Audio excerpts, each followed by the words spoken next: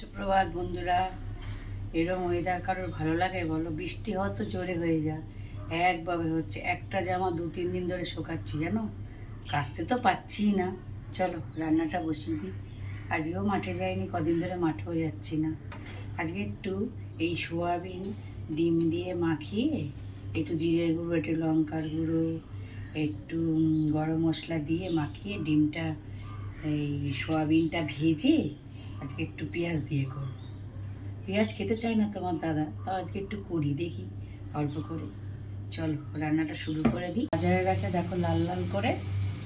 এবারে কড়াই বসিয়ে দিয়েছি। এবার একটু আদা রসুন একটু কুচিয়ে রেখেছি, আজকে আর মিক্সড করিনি, মানে মিক্সারে বাটিনি, এমনি কোচানোটাই দিয়ে দেবো। দিয়ে দিলাম। এবার একটু পেঁয়াজ দিয়ে দেবো। পেঁয়াজ দিয়ে দিলাম, অল্পই দিলাম, দাদা তো একদম খেতে চায় না পেঁয়াজ দিয়ে, তাও আজকে একটু করলাম, দেখি। চলো করে নিই। আজকে আর বাড়তে ইচ্ছা করলো না, সব কুচিয়ে দিয়ে দিলাম। টমেটোটাও দিয়ে দিলাম। চলো, ঠাকুরের সোয়াবিনটা ডিম ছাড়া করে নিলাম আগের থেকে।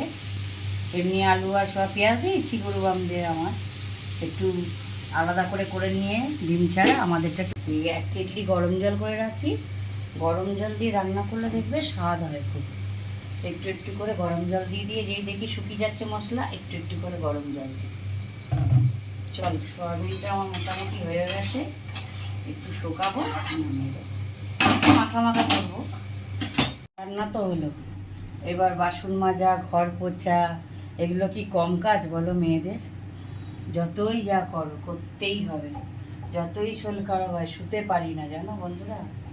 এই বাসন মাজালো, গ্যাস পুছবো, রান্নাঘর পুছবো, ঘর গোছাবো, এই করতে করতে 2টো বেজে যাবে। চল করে নিতে হবে।